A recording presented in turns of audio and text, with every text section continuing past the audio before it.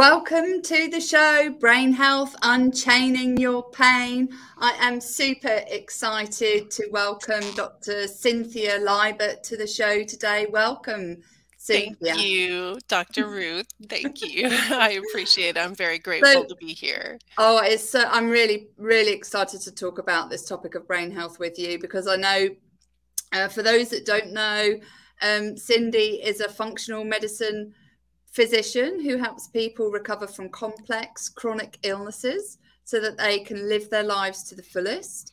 Her expertise is in brain health, specifically the mind-body connection and the prevention and reversal of cognitive decline. Her passion project is a ministry called the Joy Prescription, which I love that name, an online membership community that helps people build physical, mental and emotional resilience with lifestyle medicine and biblical wisdom.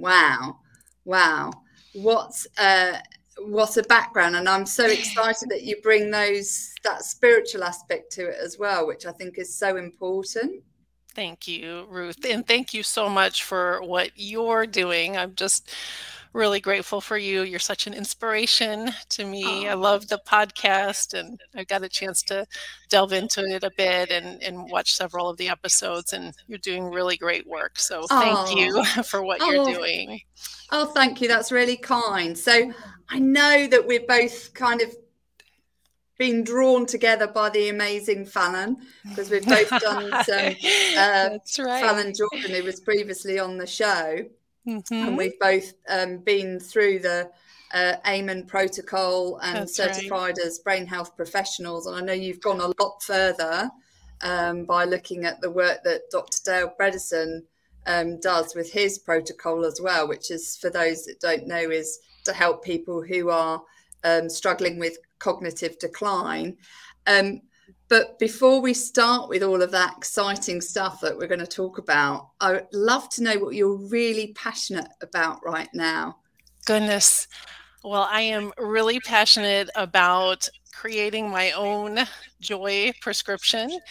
Actually, there's a long story. I'm a conventionally trained family physician, and I've turned into a functional medicine brain health specialist. And there's a lot of backstory there. I suffered with pretty significant moral trauma and injury early on in my career, and we can delve into that later. Kind of teetered on the edge of burnout and suffered with just a really myriad of health issues myself, stress related, occupationally related, due to the medical training and just working inside the dysfunctional healthcare system. And so thankfully, over the last 10, 15 years, I've had extraordinary growth and healing personally. And this is what's evolving into what I'm calling the Joy Prescription. Yay. Sort of a framework for how I've healed and what I now get to share with the world. So that's what I'm passionate about. Do you know, I think that's such an important message, because we see so much news at the moment in burnout from a physician perspective, in the, you know, medical practitioners who really are in the traditional system where it's kind of almost expected to a certain degree that you go beyond what you're really capable of in terms of the time that you work and the hours that you work, at a real detriment to your brain and whole body health. And I love it that you've been able to leverage your experience and turn it into something that you're truly passionate about, in terms of creating the Joy Prescription to really help people. Thank you, Ruth. Take that control. So I'd love to know, from your perspective, what does optimal brain health mean for you personally, given the journey you've been on? Yeah, well, wonderful question. I'm glad that you asked that. Certainly, I know we have the connection with Dr. Daniel Amen, and he has that great quote that the brain is the software to our soul.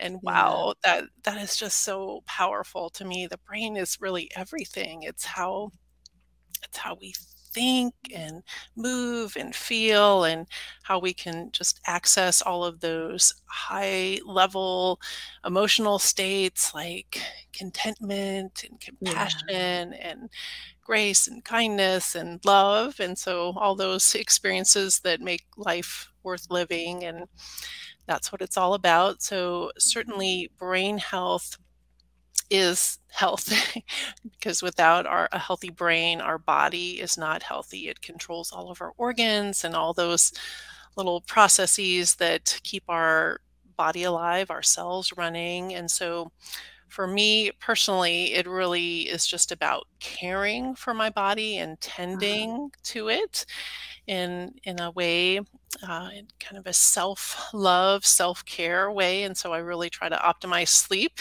That's number one. That's a big part of what I've been deprived of over my early adult life with medical training and super long shifts, and then of course motherhood. I'm a mom of 3 daughters. They're 10, 14, and 17. So wow, that's a handful for 3 girls over that period. That must be exciting, but challenging. No shortage of interesting and fun things happening in the Libert household for sure. But thankfully, I'm now at a stage in my life and also kind of had the emotional, spiritual growth to allow me to actually carve out the everyday kind of structure of my life to be able to take care of myself better. And so I prioritize sleep. I wear my little device, my little Aura ring, just to track that and find that very helpful, just that feedback of what helps sleep. And that's when we repair, is at night. And if we're not getting good quality sleep, we're not repairing our body and allowing those little microglia, the cells of our immune system, to clear out all the metabolic waste from the day. And so it's really critical. So sleep is a big piece of what brain health means to me. Physical movement and exercise has really been extraordinarily important in my own repair and recovery from all the damage that I've done in life. I used to be an athlete growing up, and so that's always been a big part of my life. But then there was a large stretch there where I just focused on having babies, doing medical school, residency, doing all the things that needed to be done to take care of my patients in the office and the hospital and the nursing home. And it was just a very, very full kind of chaotic life. And I didn't prioritize my own self-care, which is terribly ironic when you consider what I was attempting to do as a doctor, helping people to get better. So I do high intensity interval training now. I lift weights, I jog, hike, walk, I move as much as I can. Of course, it's challenging when we have work that requires us to be seated and in front of the computer, but I really try to incorporate a lot of physical exercise and movement, mindful movement throughout the day. So that's a piece. So sleep and movement. And then we can't forget food. Food as our medicine for sure. And as you probably know, that's not emphasized in medical school. We don't have very much training at all. In fact, I remember learning about total parenteral nutrition when in hospitalized patients who are critically ill. That's pretty much about what I learned. And it's shocking, isn't it? And I don't think it's really shifted that much. By all accounts from people I talk to, I don't think there's been a huge shift towards greater education in the medical profession of the vital importance of nutrition. And we often hear nutrition is medicine. It is. Let your and it needs to be your pharmacy, as one of my mentors used to say. So yes, so definitely the food aspect is so important. Trying to eat the colors of the rainbow with all those little micronutrients and phytochemicals that stimulate our genes to create health in our body, and all the fiber from the plant compounds that nurture our microbiome and create health there. So in addition to food, and then another vital component to brain health to me is connection. It's central. Just connection with my own self, with others, my loved ones, my patients, my community, and my faith in God as well. That connection is really important as well. And so spending time and energy and attention nurturing those connections is really important to me for brain health. Learning about communication skills, now being married 22 years and wow, congratulations. Thank you. Having 2 teenagers and a preteen, learning about communication skills and practicing kindness and deep listening and grace. All of those things have been really important. Learning about love languages for my kiddos and husband and people around me. So that's key. And, I think we need more of that in today's world. Yeah, we definitely do. And, I love that you drew across the 5 pillars, what I like to call the 5 pillars of brain health, as you talked about our emotions, it's just our feelings. So we remember it by saying, let's look at the facts. So first is feelings. The second, and I love that you really dive deep into this, was to look at our actions, which covers everything from what we do to our nutrition, to our sleep routines, to our exercise, and then the connections, see as connections to ourselves and to others and to a higher purpose, whether that's a spirituality or just a sense of connection to nature or something that's bigger than ourselves. Sure. And then you talked a little bit about our thoughts and how that can influence us. And then finally, we have our surroundings, which completely can affect us. And obviously your surroundings during your medical years, and your surroundings with your family, the people that you surround yourself with as well can really influence how you show up. And it's important that, as parents, we create the right surroundings for our kids to flourish as well. And what I think is really fascinating, which I loved how you introduced it initially, and because you mentioned that it's about making sure your body is working properly. And people often think that the brain is kind of disconnected from the body. It's this separate entity that we just look at from a structural perspective, but we don't look at how it's so important. It's the organ that runs everything in our body, and how its function affects every other function, or nearly every other function in our body, depending on the communication channels that we have going on within our body. I'd love to explore your story that got you to where you are today, and particularly you mentioned overwhelm and near burnout at the beginning. Could you just take us back to this to tell us a little about your story? Sure. And I love that we're so on the same wavelength, Ruth, about brain health. It's just fun to have that connection with you. Thank you. Well, I will tell you, first of all, that it is definitely very vulnerable and a little bit scary to be transparent about my own story as a physician, especially, and society in general. It just kind of trains us or programs us to put on this mask of everything's perfect, I have it all together, no troubles. And I've definitely learned on my journey that being vulnerable and sharing, where I struggle and the pain points that I have, that's the way to get genuine connection with others. And it's really been a beautiful thing. I've had a lot of physicians actually reach out to me, just little bits where I've shared my story here and there. And it's been really gratifying to do that. So I'm being courageous. Yeah, and vulnerability is our greatest strength often, because like you say, we can have that connection. So thank you for being willing to do that. Yeah. Well, I will give you my childhood in a nutshell. I grew up in Middle America in kind of the suburbs of St. Louis, Missouri, and I had a kind of a golden childhood. I had loving parents, a wonderful sister. I did really well in school, was artistic and excelled in sports, and that's all wonderful. But it actually really started this pattern of perfectionism and people pleasing. And I know that I've heard a little of your story, that we share that in common, that we're both Yeah. recovering perfectionists.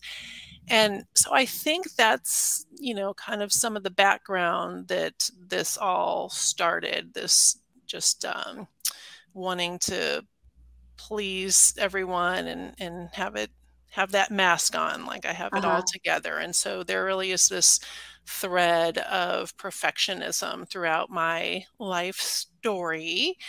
And and I excelled in undergraduate, got a BS in biology at St. Louis University. Then I went to Loyola University of Chicago for medical school, and started to get some performance anxiety at that time, Okay. and it's pretty common, and because you're put on the spot a lot in medical school, and maybe I deal with that a little bit today even. But And I can share that when I was going through university as well, yeah. I went to Imperial College, and I ended up getting performance anxiety too, because I came from being at the top of the class almost at school to going to university and not being at the top of the class by any stretch of the imagination. And it was a real struggle. And I had that. I can really relate to that anxiety of doing exams. Is really challenging, and I still find it the same today. Yeah. Yeah. Well, we're always growing and evolving and getting free of those things each day. So then we moved down to Asheville, North Carolina for my family medicine residency training. I got married, and I had my first baby during my third year of residency, which is truly just a very challenging thing, because we were already dealing with major sleep deprivation from the training, and then you add on top a breastfeeding baby, and of course I wanted to do it just right, and I would pump my breast milk every few hours during my on-calls at the hospital, and just really wore my body out, but didn't fully recognize it until I started having some health issues several years later. So my first job was in a community health center in Hendersonville, North Carolina, taking care of migrant farm workers. And it was beautiful work, and I enjoyed it to some degree, but I didn't feel like I was able to connect with people or help them at the level that I wanted to. And so I shifted into private practice in rural Georgia, had a primary care practice with a dear friend of mine from residency, and it was, birth to death. We rounded the hospital every morning. I rounded at the nursing home, took care of hospice patients, attended deliveries, had my office work, and I had 3 little kiddos. And being a business owner, there was just so many pressures, and I basically just was in survival mode for many years doing that. And ironically, it was my entry into lifestyle medicine for my patients and my practice that really caused the greatest burnout and difficulty for me, because of the disconnect that there is with the third-party payer system, with the insurance companies and the government programs not rewarding doctors for taking that in-depth time to do counseling, but rather you get rewarded for a, quote, quick bedside manner, which, typical doctor's office's visit is about 7 minutes long, and there's not much you can do in that time frame besides, quickly put someone in a box of a diagnosis and give them a prescription, maybe order some lab tests, and we'll see you in 3 months, how you're doing. Mm. And that's where the, the moral injury came in for me, is 'cause over and over again, I felt like I was not in a position to be able to freely give patients what they needed. And, when they're coming to you with very serious problems, mental health issues, abuse, real pain and suffering, and you know that they either need your listening ear and or in-depth counseling, and you're not able to give that, it just was a great conflict for me. And so that's kind of what spurred me on to break away from my traditional private practice and go more into lifestyle, integrative, holistic medicine. And at first, for several years, I tried to do that within the insurance system, and it just sucked the life out of me because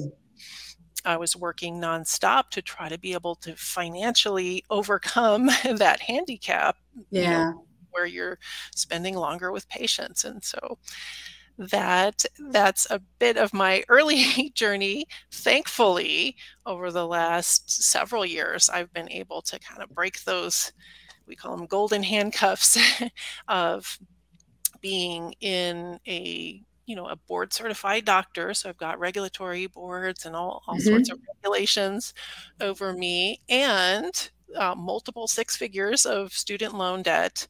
It's a common kind of underappreciated phenomenon in the medical profession, is doctors often, they just pour their whole adolescence and young life into becoming a doctor. They get all this debt, and then you enter a broken system, and it really limits your options of freedom to be able to practice in accordance with your conscience. So it's been a great struggle, personally, health-wise, financially, to come up against that system. But thankfully, I've found a way, an escape plan, just to have a really small, simple private practice where I work directly for my patients and kind of cut the third parties out of the exam room. And so as I've been healing my occupation, I've also been doing my best to walk the walk. Healing yourself. Yes, exactly. Wow. And thank you so much for sharing that story, because I think it's something that will really resonate with the listeners, that there's so many people out there who are in your position as medical practitioners who really feel handcuffed to a system that is ultimately broken, and living in their core values, which is helping others in the best, giving people the best care, and the system has become a system that serves itself rather than serves the people it's there to serve. And it's the same for me here in the UK, is that we the messaging that we have is protect the system and then save lives, not protect the people and save lives and make people better and help people be well. And I think it's really it's a really deep endemic issue, and I'm not sure what the long-term fix is, where we've created this kind of whole system infrastructure has been created to make money and to serve the systems that sit within that money infrastructure, and not necessarily to serve people with the best care possible to help them recover and ultimately get better and excel in their whatever their brain type is and whatever their capability is, and not to bucket them into this space of, as you say, diagnostic treatment based on symptoms rather than understanding what the root cause is. Yes, I think the answer is we need to heal ourselves from within the system. young people that go to become a doctor tend to be super bright and compassionate and have wonderful aspirations of helping people, but then you get this kind of compassion fatigue that sets in just because of the brutalness of the training and the culture within medicine, just to suppress your own needs and desires. And so it's really, we need to heal the healers and empower them to heal each other and the system. So I'd love to know, you know, you diverged in or moved into brain health. What inspired you to get into brain health? What was the driver behind moving into that? Great question. So I think because I'm a woman and I am compassionate and I've always had this kind of deep listening skills that I use in my patient interactions, I've drawn a lot of people with mental illness over the years. And so it started in that way, that I just really looked to integrative and functional medicine to help people with mood disorders. But I never applied that to cognitive decline because I was stuck in this mindset of what I was taught in medical school, that dementia is a progressive neurodegenerative disease that there's nothing you can do anything about once somebody has it. And so I just didn't really have any hope for that condition for people until I got the opportunity to meet Dr. Dale Bredesen in 2016. I got to travel to California to the Buck Institute for Research on Aging and meet his whole team and hear about all his cases. We watched patient videos and even had a patient come and share her story with us. And it was just incredible. And his book, The End of Alzheimer's, and he's written many more, hasn't he?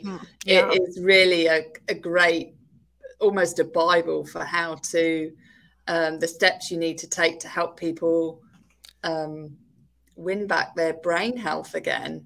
Yeah, it was just the fact that he took what I was already doing, integrative functional medicine, and applied it to something so severe as cognitive decline and dementia. It was just really validating of the work that I was already doing. And I just kind of got pulled into it after that. And now I'd say probably my practice is 70–80% helping people prevent and work on reversing cognitive decline now. So it's just been a really neat path. Do you know, I think I think it's fascinating that you've moved into that space. I'm really passionate about it because one of the reasons I first went to the Amen clinics myself personally and got really interested in brain health was because I noticed I was struggling with recalling words, and I thought, this isn't right. There's no history of Alzheimer's disease in my family, but I knew that something wasn't right, and I needed to find out why. And that led me into the brain health, becoming a brain health professional through the Amen University. But I'd love to know from your experience, from all the work that you're doing now with your clients, what would you say is the early warning signs for cognitive decline, or early warning signs that something is happening? Yeah. Well, I would say that even before you get to early warning signs, there are key things about someone's history that would make me just pay more attention. Any anxiety or depression especially in midlife, that can be a sign that there's something going on with the brain that eventually, decades later, may manifest as depression. And it can also be a cause of cognitive decline. So mental health concerns is a red flag. And also, of course, family history is important. It's not the end all be all.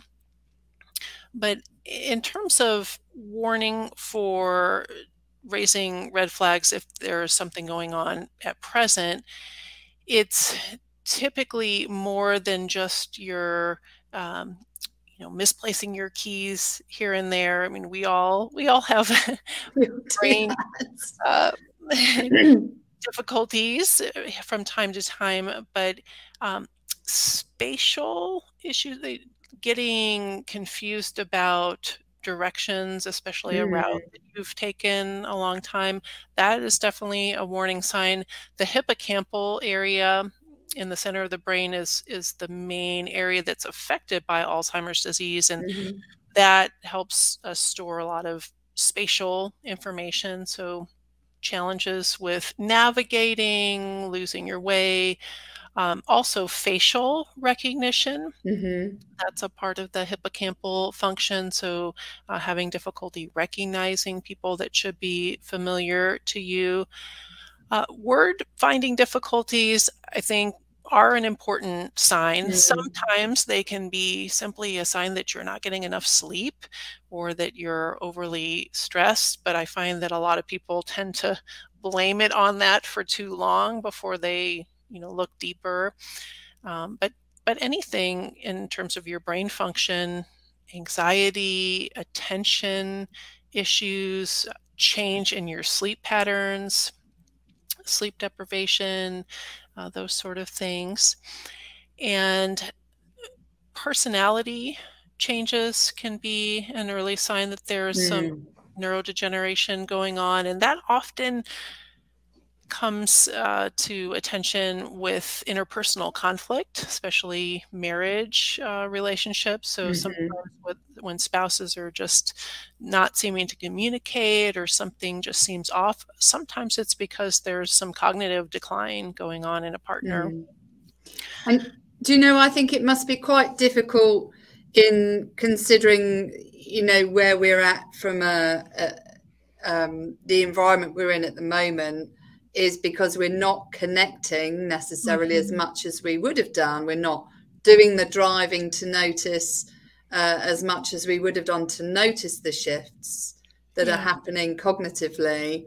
And so where people have been really active and they're less active, that observational change could be slower because of the change in circumstances. But I also note from people that I've connected with who have been in, for example, the sports world, where they've had to take a pause, stop and reflect, because of the current situation, is they've realized something is really wrong, because they've been able to take that time out and realize their brain is in trouble. And then seek out the support that they need. And one of the big issues here and I know it's the same over there in the States, is the complete lack of appreciation that head trauma can have, the impact that can have on cognitive decline as well. Absolutely. It is terribly under-recognized, and Dr. Amen has really helped to open my eyes to that, even even in kids with sports. Got, I said, 3 daughters and playing soccer and all sorts of contact sports, and it's a big deal in terms of the impact it can have on cognitive decline. That's part of my intake questions for every patient that I see, regardless if they've had any concerns about cognitive decline, is what kind of head trauma have you had? And it can be the same for me when I talk to my clients, is it can be you have to ask the questions again, don't you? Because people downplay it, because historically we've been told, by the traditional medicine, that unless you crack your skull open, that's right, there's no trauma. But you don't have to crack your skull open to have brain trauma and to bruise your brain and to damage it, and that can really impact you 20-30 years down the line. So kids that are getting mental health issues, all of the things you've mentioned, stress, anxiety, head trauma, family history comes into play as well, can all, can have a knock-on impact further down the line, and potentially put them at risk of cognitive decline. Absolutely. So key. Prevention is the key. Prevention is the Wearing key. the helmet. So I'd love to explore, because I know we talked about the mind-body connection, or the brain-body connection. What was it that you noticed yourself from an early warning sign that you were in trouble personally? Sure. What were the signs for you personally? They weren't subtle. I wish I would have listened. Yeah, they were more subtle. And that's a big part of this lesson and the growth in my own health journey has been that symptoms are not something just to be band-aided and snuffed out. They're actually friendly. They're our body's signals and messages that, hey, pay attention. There's something going on here that we need to look at. And so the body will keep talking louder and louder until you pay attention and address whatever is going on. And so, oh my goodness, I had just everything under the sun. My blood pressure started spiking, dizzy episodes. I had panic attacks. I was depressed. I would, I had all sorts of digestive issues going on. So pretty much all of my systems were starting to shut down. Yes. And thankfully, I paid attention quick enough that I've been able to recover, and I'm so grateful for that. Wow. And what was the first step that you took to really help you on that journey of recovery for yourself personally, if you mind sharing that? Yeah, I think it is just the courage to I remember the moment that it happened. It was on my 40th birthday. I was driving home from the Grand Canyon. I took a trip with my mom, who was dying of cancer at the time. We went out to Sedona, Arizona, and we were driving back from the Grand Canyon, and I was, gazing out the window, sort of pensive, and she asked me what I was thinking about, and I said, I need to make a change in my life. And I was thinking about, ways to kind of heal my practice, getting out of that dysfunctional system. And so I think it was just courage to take that next step, to extract myself from that system that I tried to make work. And so courage was the first thing. And also just having a sense of care for my body and making these decisions to continually allow myself to restructure everyday life so that I can actually, sleep and eat and spend time with my family, and to be able to have that creative expression that I can have now within the context of being an independent private physician, that's huge toward nourishing my soul and helping me to be flourishing and be authentic. So all of that, and I would say probably one of the most powerful things has been my physical fitness. Starting jogging again, and then working out with a personal trainer, and just really prioritizing that's my happy place where I can go and just get stronger and more resilient there. So the physical fitness piece has been huge. And then number one, I would say, is my spiritual journey, just really diving deep with that, with my connection to God and with community, my faith community. Thank you for sharing that, because I don't think many people think about the importance of the spiritual connection piece from a well-being perspective. And I like to look at those 4 quadrants: your emotional, your physical, your mental, and your spiritual. And they're all really important. Irrespective of whether you have a faith, is that spiritual connection to something that is meaningful for you, so that you can find meaning in your life, and also that you can feel that you're living purposefully and also passionately. So you're doing something that lights you up inside. It is so important. I'd love to dive into some fun facts. Okay. Fun facts. Before we go on to the gut-brain connection, which I'd love to talk about next, and that mind-body connection piece that's so important. So the fun fact is looking at the 5 pillars of brain health. Remember, by the mnemonic facts: feelings, actions, connections, thoughts, and surroundings. So let's just dive into actions. What's the craziest thing you've ever done? The craziest thing I've ever done. Well, I would have to say taking that first leap from conventional medicine into a solo private practice owner when I had an infant, toddler, and a child at home, and totally on a shoestring budget. I do think I should probably have questioned my sanity, but I was just doing what I felt like I needed to survive. And, it was a stepping stone. So I've not jumped out of any airplanes or anything like that. You don't have to do that. But I mean, that's a really big thing, is taking that first step, but living into your values and knowing that you can be congruent with them.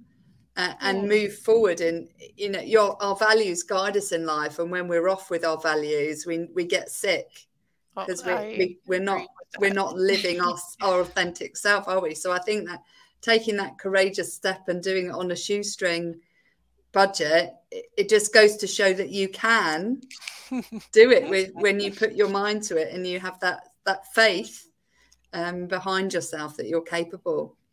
Okay, connection to yourself, talking about values. What's your most important value that guides you in life? Value.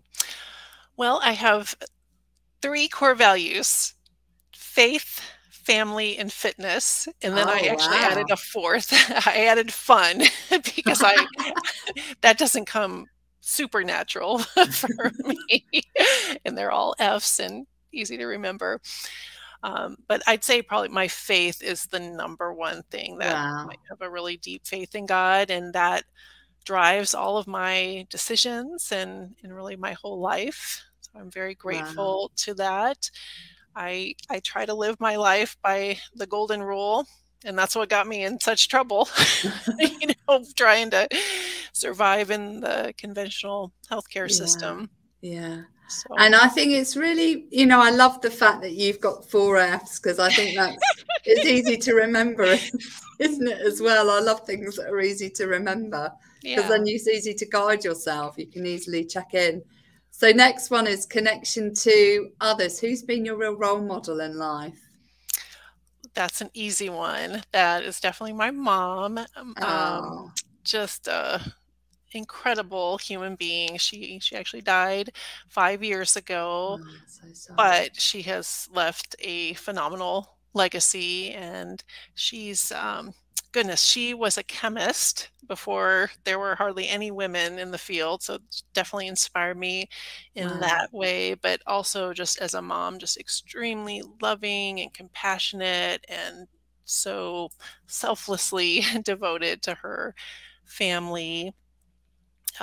When she was in her mid-50s, my dad and my mom, they sold the family home, quit their jobs, and they walked the entire Appalachian Trail. They walked the Pacific. Wow, that's a great trail. That's beautiful. Georgia to Maine, over 2,000 miles.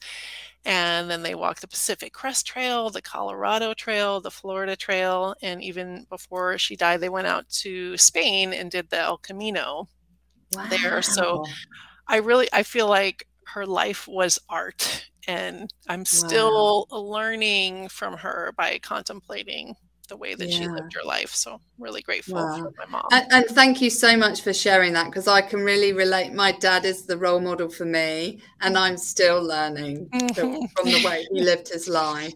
Yeah. And I think for many people, it can be parents, obviously depending how great the parental relationship was. But a lot of people have said it's their parental member that's really been a role model. And she sounds such a phenomenal woman to do so much, and to still keep teaching you is such a great legacy to lead.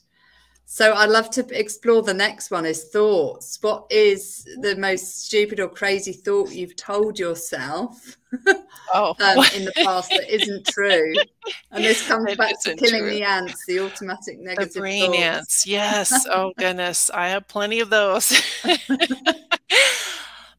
I would say one of the most pervasive ones, and I think I'm finally free of it, is that I would tell myself, I'd beat myself up for my sensitivity and for just being unable to fit in my round self in that square hole of being a conventional doctor, because my life could have been a lot easier if I would have just followed that straight path, and it caused me a lot of suffering and financial strain. So it was true on some level, but now, you know, the thought, I do recognize it as a gift now that, you know, that was it was the truest expression of myself to stay true to that. And when I see what's happening in our healthcare system now with COVID, you know, with the pandemic just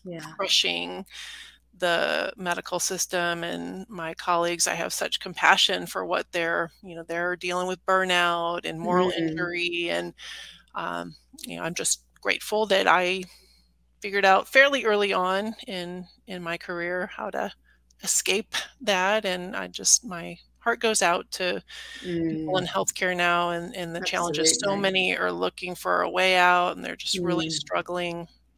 Yeah, it's really hard. And thank you for sharing that, because, you know, I'd love to go back to the round peg in a square hole. You obviously weren't supposed to be in that hole, and that's right. And you know, we could easily take the main road, like, you know, your mum's journey. She could have taken the car to get to a destination, but there's no beauty or enjoyment in that. That the enjoyment, the joy comes from your 4 F's. That's right. that you've mentioned, and going the journey yourself. That's right. And having seeing things that you wouldn't otherwise see, by taking it slower and uncovering. You know, if you think about your mum's path, it's a much slower journey, but actually you discover things in much greater detail, and you see much more beauty. And if you reflect the beauty within the patient and the beauty within the opportunities that are presented to the patient by doing the walking and going on that journey with them, rather than trying to race them from A to B. What a beautiful observation. Thank you for noticing that. Yeah. And so tying in with that, you know, with the beauty of the journey is for surroundings, which is the 5th pillar. And you've talked about how your surroundings really from a medical professional, the structure of the whole system really depleted you personally. But what for you, from a surroundings, is the most beautiful place you've ever visited? And what made it so special? Goodness. Well, I have definitely been privileged to do a lot of travel. I've got to go to the Caribbean, to Mexico, to Canada, and to Europe. Wow. And definitely Sedona, Arizona, that trip that I took with my mom. And then later I met up with my girlfriends from medical school there. Again, that is a very special place in Sedona. But if I had to pick one, I would pick the mountains of Western North Carolina, where I live. We have just gorgeous green mountains and hiking, waterfalls. I love spending time in nature. out Oh, me hiking and too. being active with my family and friends. So Asheville, North Carolina area, where I call home, Wow. is the most Wow, that's beautiful. amazing that you found that beautiful place and it's actually your front doorstep. So That's right. wow, wonderful. So I'd love to dive into the brain body connection piece that we Mhm. often overlook from a diagnostic perspective. It's often the last thing that people talk about. Everybody gets told to, take the medication, and medication actually not necessarily the first thing that we should be doing. It's the last thing that we should be looking at. What for you is often the missing piece when we come to the brain body connection? What's often overlooked, would you say, that by taking that slow walk, it's much easier to uncover? Yeah. Yeah. I would say mindset, the Mm-hmm. what's in between our ears, and just the way that we're framing our experiences, and our idea of if we can get better, if it's even possible. So mindset is a biggie that I work with my patients on. Mm. Environmental medicine is also huge. So from the mercury amalgams in our teeth to mold, and either in the workplace or at home, that can have a Mm. big impact on brain health. Hidden infections, so Yeah. tick bites, Lyme disease, and the co-infections, those are often overlooked. And they can present as depression as well, can't they? So having Yeah, Lyme's disease is one of the root causes of depression. So you could absolutely. treat somebody with antidepressants, but it won't actually remove it because you have to treat them with antibiotics. Uh, Sometimes antibiotics, but also just supporting the whole system, Whole from immune hormonal system. balance to gut microbiome to Mm, mitochondrial health to detoxification systems. So there's a lot of layers to that. mm, mm. And I find this whole gut microbiome piece, or microbiota, depending on how you want to call it, really fascinating because it's rarely talked about. My daughter was born by C-section, and Uh-huh. so she didn't get the microbiome bathing in bugs from me that she would have done if I'd given birth naturally. And she struggled with a lot of coughs and Mhm. infections as an early baby, and the default was to from visiting the doctor, was to treat her with antibiotics, Uh-huh. which Yes. actually kills her any gut Sure. bacteria that That's are healthy in her in the first place. And it hasn't been until we've put her on a probiotic probiotics. Mhm. that she's actually reduced her infection and how bad her coughs and colds have been, and she's been able to kind of rebuild her system. But Great. it's very difficult, isn't it, for people to know what to do unless they get the right advice, and they get almost brainwashed, as it Mhm. were, into this traditional approach um, that doesn't take this integrated view. Yeah, I'm hopeful though that this information about the microbiome is going to make its way into conventional medical training at some Yeah, point. It's there, we're at the beginnings of that, but you're yeah, right. And cesarean section, she did actually get bathed in a microbiome. It just happens to be your skin microbiome. yeah, I learned that we can take a 50-year-old person, and scientists can tell whether they were born via cesarean section or vaginal birth just by sequencing their microbiome and seeing if wow, there's skin flora versus the typical wow, vaginal flora. And that does indeed have long-lasting impact yeah, on the health of the child and even as an adult. But yeah, there is a lot we can do to to nurture our microbiome and cultivate more diversity definitely number one thing that we have control over is what we put in our mouth in terms of food. The plant material, like I said, the rainbow of colors of food and the fiber are what's really key with plants to help nurture the microbiome.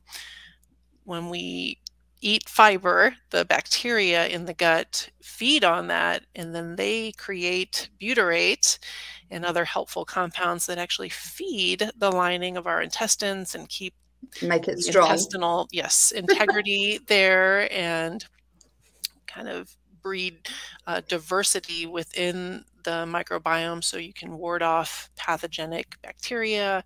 So there's just so much to be said on this topic. I'm very passionate about protecting the microbiome. That's one thing I feel like as a mom, I'm the protector of their microbiome the best I can while they're in my care, and that's a big job. There's a it's lot quite of difficult as well, you know, it. with the food industry, as there's put so much junk in food.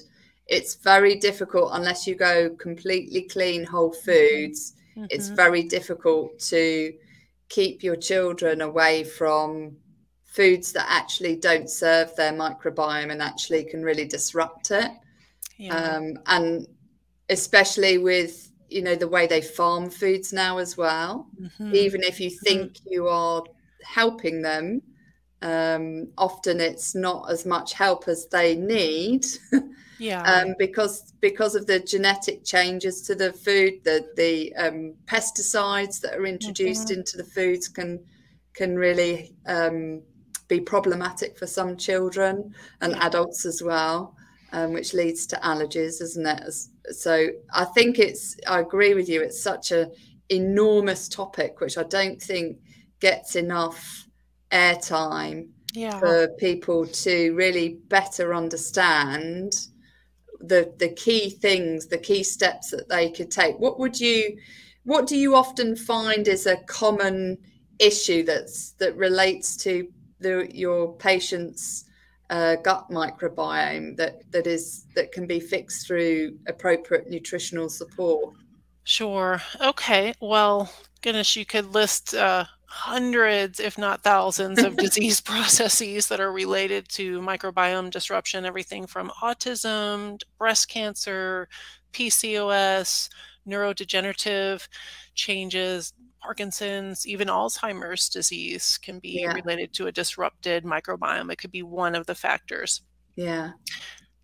Some of the more direct, easier things to address are just when the intestinal system is giving you clues that the microbiome is off. So bloating, belching, indigestion, diarrhea, constipation, those sort of things are clues that there's probably something going on with the microbiome. And, you know, we take a very comprehensive approach to it. At some point or another, most of my patients go through either an allergen elimination type diet, advanced stool testing to look at the microbiome, look at functional markers, and then we try to get back to basics with the diet, get rid of processed foods, and just really try to get a lot of plant material and fiber into their system, and address anything in terms of deficiencies, whether they might not have enough hydrochloric acid or bile salts or pancreatic enzymes, or there might be difficulty with the migrating motor complex in the gut with the motility. So there's actually the 5R functional medicine approach. Are you familiar with? No, I'm not that familiar with it, but I'd love to hear it. Yeah, it's a framework for dealing with gastrointestinal dysfunction. So just 5 R's. Remove, replace, reinoculate, repair, and rebalance. So the remove is simply taking things out of our system that don't belong there, not serving us. So everything from food allergies to pesticides, toxins, parasites, overgrowth of bacteria. And I also take it into the psychosocial spiritual realm of any behaviors or thoughts or mindsets that are not serving us. So that's the first R. Obviously, many layers to that, to addressing it's a multiple-step process. And then replacing is giving your body what it needs, that it's missing. So as I mentioned, the bile salts, hydrochloric acid, pancreatic enzymes, or sunshine, movement, nurturing so relationships, connection, that sort of thing. So it's remove, replace, re-inoculate, which probiotics are great kind of initial steps to helping replace. But to truly shift the microbiome and to have lasting changes, it has to be through diet and lifestyle, because once you stop a probiotic, you lose the effect. You lose it. So there's remove, replace, re-inoculate, and then repair. I hinted about the intestinal integrity, the lining being very important. We have this term leaky gut, or intestinal permeability that can happen for a multitude of reasons, from antibiotics to steroids, anti-inflammatories, stress, sugar, alcohol. The list is long, but we can repair the lining through gentle nutraceuticals, botanicals, slippery elm bark, marshmallow root, aloe vera, turmeric, vitamin D, even probiotics can be helpful in that, as well as all the other steps, the remove and the replace, and the inoculate can help with the lining. And then rebalance is just simply recognizing that it's not just a one and done thing. You've got to rebalance your lifestyle to be able to keep these changes going longer term. Yeah. Do you know, I love that. I always love, thank you so much for sharing that really important piece of wisdom, because I think it's so important to make sure that we rebalance and look after ourselves, because like you say, it's not a one and done thing, and we need to be constantly working, whether it's our gut health or our brain health or our whole body health, whatever way you look at it. It's not, we don't just do a fix and then it's finished. we have to maintain it over the long term. In the same way, we have to maintain, you know, the right eating habits. Everything needs to be maintained. That's right. Like we look after the, you know, our car engine, we have to maintain it, and it's so important that we do from our engine of life, which is our brain, and our gut is absolutely so important and vital to feeding our brain the right chemicals for our brain to function effectively. What one piece of advice, given this show is all about brain health and unchaining your pain, what one piece of advice would you give anybody who is, and I'd love to go back to your core story, which is you know, anybody in the medical profession who's really struggling with burnout or overwhelm, and they don't feel like they're living into their true purpose, their core values. What one piece of advice would you give anyone that if, you know, is feeling their systems are starting to shut down and their body's saying no? Oh, that's a beautiful question. Thank you for asking me. And part of my joy prescription is, God gave me an acrostic for it, and the JOY is a process that I use to this day to drop in when I'm in a dark place, or, you know, having negative thoughts or feeling trapped. The J stands for just be still, breathe, and surrender. So that I had to learn. That was a challenge for me to learn, because I'm a doer, I'm a fixer, and that J is so critical, because it can bring you into peace just in the moment, even when you're, you know, in the midst of a great storm or trial that you're dealing with. So that J, and then O is this open your heart kind of posture of, okay, I'm ready to receive. I'm ready to be open to the good that life has for me, whatever whatever there is to learn in this opportunity / challenge that I'm going through. So the O is to open your heart to the good and the potential, and the Y is the yes, the yes piece, just knowing that we have a choice in this process of change, and just kind of being in alignment with it and moving forward. So, and my main advice is just to never give up and just take that next step forward. That, you know, it's definitely a marathon. Being in healthcare and just life in general. And that there's help. So definitely reach out to Dr. Ruth, the work that you're doing, or, you know, your doctor, counselor, or pastor, or a trusted friend. They're just reach out and ask for help. And now there's so many groups online. I'm part of a lot of doctor forums on Facebook and different places, and it's really neat to see the connection that's happening and people reaching out and comforting each other and learning from each other. And you know, I love your joy prescription, because just be still is a really important first step. It is. And action doesn't mean moving forward. Sometimes action is pausing, is an action. And sometimes we have to take that pause in life to really have the opportunity to, like you say, the second step is to open your heart. And if we don't pause, our heart doesn't have that time to rest and think about what do I need to open myself, what possibilities can I open myself to, what is it that I need to surrender to allow myself permission to feel, and to permission to just be who I want to be, which you mentioned, you know, that importance of living into who you authentically were. And being that person, allowing yourself that permission to be a circle, not a square.